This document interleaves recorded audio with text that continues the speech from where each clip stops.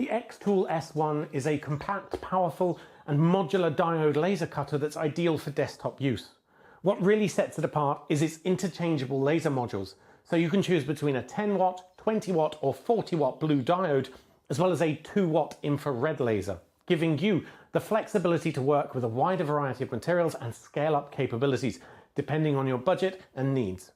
It has an optional sturdy riser base for tackling thicker items, easy to use smart software with no subscription fees, and a unique positioning system that doesn't rely on a webcam. While it's not suitable for batch production, it's one of the most capable, safe and easy to use enclosed diode lasers that I've used. I'm James Bruce, you're watching In My Expert Opinion Reviews, and I've been reviewing various crafting machines for years, from 3D printers and craft cutters, heat presses, even CNC machines. But for laser engravers, I always come back to Xtool. And in today's video, I hope to explain why I think this is a great mid-range enclosed laser engraver for most people. So very briefly though, what is a diode laser engraver and why does it matter?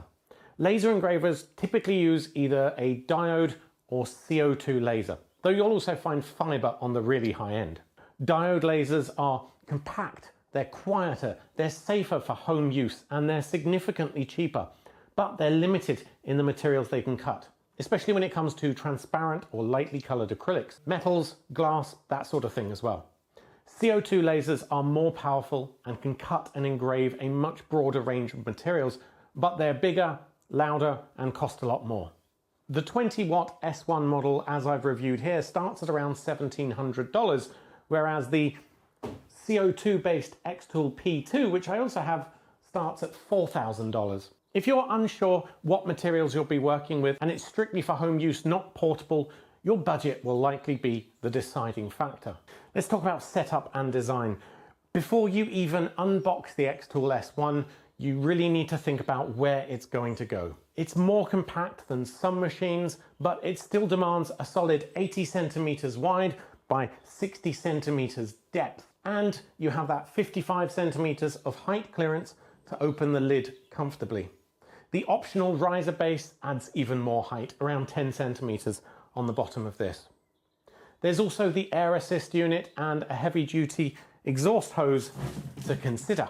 Now this should either be routed out of a window or through the optional air purifier. Setup and installation was straightforward thanks to a great guide, though you'll need to remove a number of shipping locks with the supplied hex tools and screwdriver before powering on. And don't forget the key, which is a tiny USB stick that needs to be inserted around the back before you can use the hardware.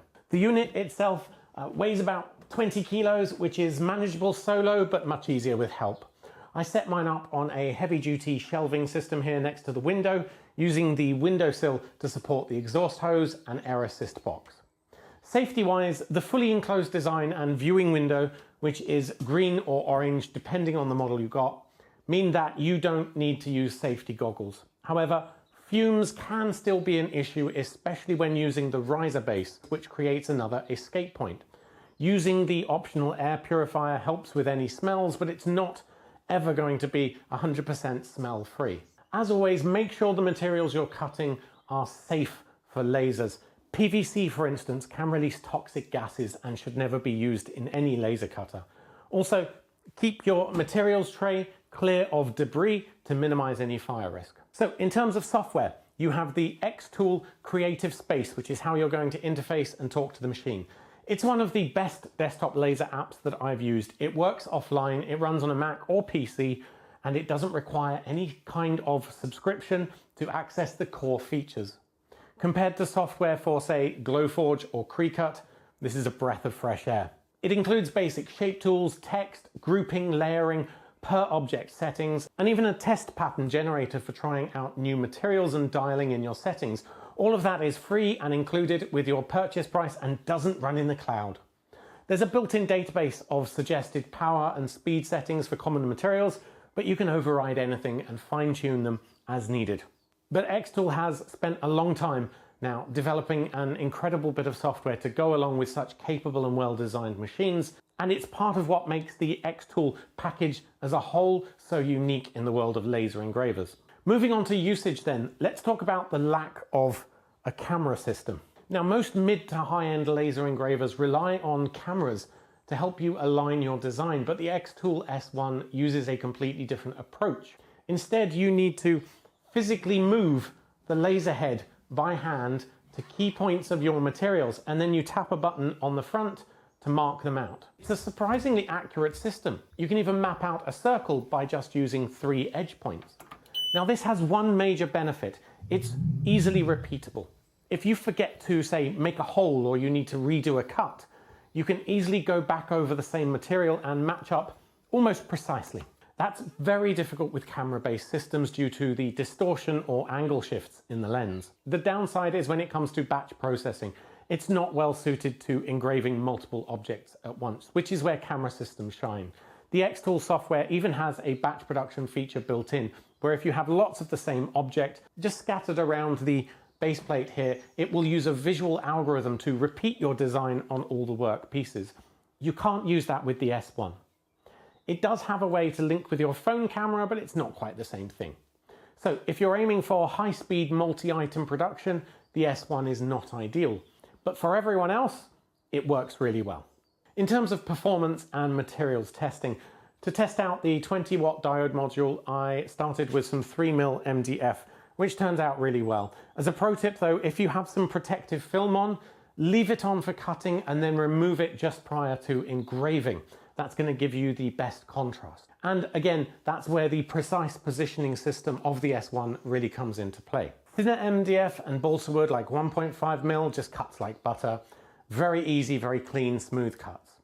I moved on to 3mm translucent green acrylic, which barely scratched at the surface with the default settings and really just took forever. It did manage to cut some of the way through, but not all the way, and ultimately the results aren't that great. Darker acrylic performed a little bit better. I had success cutting through black acrylic with 2 passes. Engraving didn't work well until I removed the protective film, but after that the result was sharp and clean. You can see I've got some really nice contrast there. But diode lasers will always struggle with most acrylics, and cutting them remains a slow process, which means a greater risk of burnt, melted, dodgy edges and just unsatisfying results. This is simply a limitation of the diode laser's wavelength. So the type of light that it produces can't be easily absorbed by the materials. If acrylic work is going to be your focus, you really need to consider a CO2 machine instead, which means upping your budget. Even the 40-watt version of the S1 won't fix this entirely. As I said, it's a wavelength issue to do with the diodes and how they work, not just the amount of power you have. Now, I mentioned that one of the most unique features of the S1 is its ability to swap out the laser head. So I was also supplied with a 2-watt infrared laser module to test. Swapping out the modules involves just 2 screws and then unplugging the hose and the connector cable. The whole process takes less than 5 minutes. Don't be fooled by the fact that it's a much lower wattage at 2 watts. The 1064 nanometer wavelength infrared laser works on an entirely different wavelength to the blue diode, and it produces a much tighter, more focused beam. This makes it perfect for engraving on metals. Aluminium, stainless steel, gold, silver, bronze, all work really well. The IR laser also provides a different effect on plastics and acrylics, so it's worth testing with different settings and with different laser modules to see what gives you the best results. For instance, I actually found that you can mark PLA 3D printed objects. It will burn away the pigment. Now, you'll get best results with black PLA, but as ever, experimentation is the key. And it's here that the built-in Xtool test card generator really comes in handy. That said, the IR laser still can't cut or engrave clear acrylics. Now, not only is the laser module itself modular, there's also a lot of extra optional features that you can add to the Xtool S1. Again, the riser base gives you another 10 centimeters or so of depth, so you can work with larger pieces, blocks of wood or a suitcase or a bag, for instance.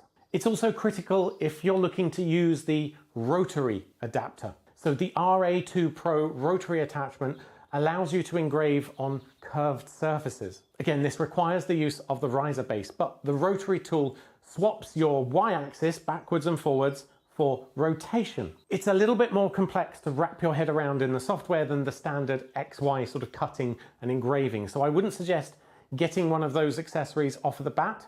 perhaps wait until you're comfortable with the basic features. And again, I'll emphasize you won't be able to engrave on glass. You will need the infrared module for metals like insulated flasks. Lastly, Xtool actually have a separate screen printing product. This one here, I'll be looking at that in a more detailed separate review, but it's designed to work alongside the S1 with a special bracket.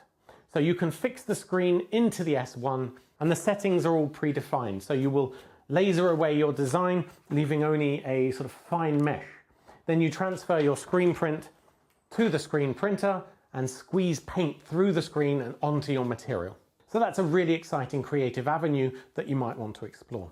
Should you buy the Xtool S1? In my expert opinion, the Xtool S1 is a well-designed, highly capable mid-range machine. It bridges the gap between cheap open-framed engravers and high-end CO2 models. It's compact, it's relatively quiet, and it's safe for home use with a powerful diode module and clever positioning system that's technically superior to some camera-based alternatives.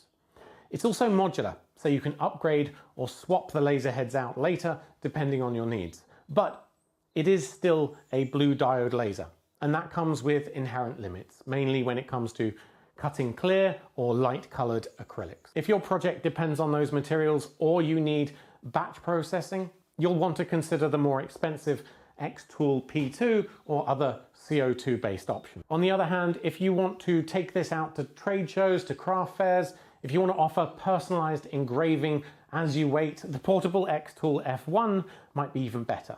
But for a do-it-all, workshop-friendly, modular laser cutter, the Xtool S1 hits a sweet spot. That's all from me today. Hit like if this video helped you and consider subscribing for more reviews from myself and everyone else over at inmyexpertopinion.com. Until next time.